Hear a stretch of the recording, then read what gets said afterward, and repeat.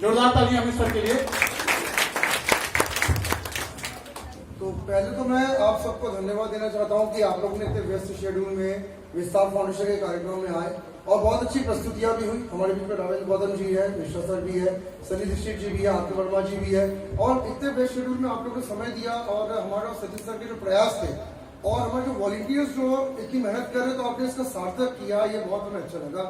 मैं कुछ चंद शब्दों में विस्तार फाउंडेशन को आज जो है आपके सामने प्रदर्शित करना चाहूंगा कि इस फाउंडेशन को बनाने का कारण क्या था। विस्तार फाउंडेशन जैसे कि नाम में ही हमने और सचिन सर ने जब शुरुआत की थी तो हम लोगों ने नाम में सोचा था कि एक कोई ऐसा नाम चुने जिसमें यूथ को एक ही बार में समझ में आ रहा है कि क्या करना है, क्योंकि बहुत सारे एनजीओ काम कर रहे थे लगातार। वो लोग कोई पेड़ लगा रहा था, कोई गरीबों की सेवा कर रहा था, काम वो भी गलत नहीं है, पर हम लोग ज्यादातर देख रहे थे कि हमारी यूथ जो है वो लगातार कमजोर होता जा रहा था और पहले की तरह उनके पास स्किल नहीं थे। अगर स्किल था तो प्लेटफॉर्म नहीं था उनके पास, और अगर प्लेटफॉर्म था तो उनको प्रोत्साहन देने वाला कोई नहीं था। तो हमने और सचिन सर ने डिसाइड किया कि एक ऐसा फाउंडेशन बनाए जिसमें यूथ जो है वो यूथ सामने आए, अपने प्रतिभा को दिखाए और बहुत जल्दी वो इस पूरे शहर में, इस पूरे वर्ल्ड में अपनी छाप छोड़े। विस्तार फाउंडेशन जबलपुर जो है इसमें हम लोग ने समय समय पर बहुत सारे एक्टिविटीज भी किया और इस एक्टिविटी में जो हमने शुरुआती एक्टिविटी की तो उसमें हमने यूथ इंस्पायर प्रोग्राम से हमने शुरुआत की थी, जिसमें आदरणीय श्री विनय सक्सेना जी जो आज उपस्थित नहीं है किसी कारणवश, तो विनय सक्सेना जी और सनी दीक्षित जी ने जिसमें हमें बहुत सहयोग दिया था। और इसके बाद फिर हमने वोटिंग अवेयरनेस कैंप भी हमने लॉन्च किया था, जिसमें आदरणीय श्री लखन घनघोड़िया जी, मिस रजनी सिंह सीओ और हमारे आरडीबी भी जबलपुर यूनिवर्सिटी के परिवार ने काफी सहयोग दिया था और युवाओं ने बढ़ चढ़ के हिस्सा दिया था कि भाई वोटिंग हमारा अधिकार और हमें अच्छे नेता चुनने चाहिए जो हमारे फ्यूचर को जो है वो अच्छा कर सके।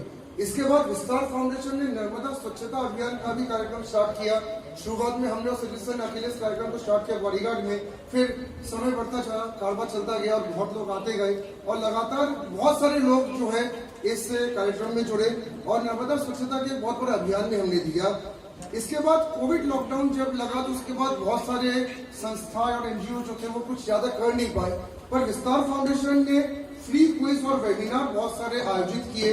हम लोग लगातार ज्ञान का प्रवाह न रुके, इसके लिए लगातार ऑनलाइन जो है वेबिनार्स चलते रहे, क्विजेस चलते रहे। बच्चों ने भी बहुत सारे जिसमें पार्टिसिपेट किया, जिसके लिए जोरदार तालियां भी बनती बच्चों के लिए कि कोविड टाइम में वो घर में थे तो उन्होंने हमारे बहुत सारे क्विजेस में पार्टिसिपेट किया और कईयों को ऑनलाइन सर्टिफिकेट भी विस्तार फाउंडेशन के द्वारा दिया गया।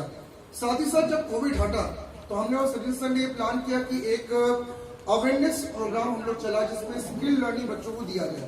तो हर शनिवार 12 से 2 हम लोग लगातार अलग अलग टॉपिक्स पे बच्चों को स्किल दे रहे हैं और इसमें से बहुत सारे बच्चों ने जिनने स्किल्स अपने सुधारे तो उनके बहुत अच्छी कंपनीज में जॉब भी लगे और इसमें बहुत अच्छे पोस्ट में भी है। तो ऐसे बच्चे आज अभी अवेलेबल नहीं है, लेकिन उनके लिए भी जोरदार तालियां हमारी तरफ से होना चाहिए। स्टूडेंट अवेयरनेस प्रोग्राम में लगभग मैंने और सचिन सर ने 50 लेक्चर ले चुके हैं। यहाँ शनिवार को हम लोग कर रहे हैं, ये निःशुल्क है सबके लिए और आप लोग शनिवार में आके जोड़ सकते हैं और अपने स्किल्स पे चर्चा कर सकते हैं और स्किल्स को भी सुधार भी सकते हैं। इसके अलावा विस्तार फाउंडेशन ने कुछ बहुत अच्छे सेमिनार्स भी किए जिसमें हमारे बहुत सारे आदरणीय कॉलेज के प्रिंसिपल्स ने मदद किया। मैं यही से उनका धन्यवाद करूंगा। नवयुग कॉलेज में हमने सेमिनार किया तो वहाँ के शोभा पांडे मैडम जो प्रिंसिपल उन्होंने बहुत सहयोग किया। नचिकेता कॉलेज में हम लोग ने सेमिनार किया।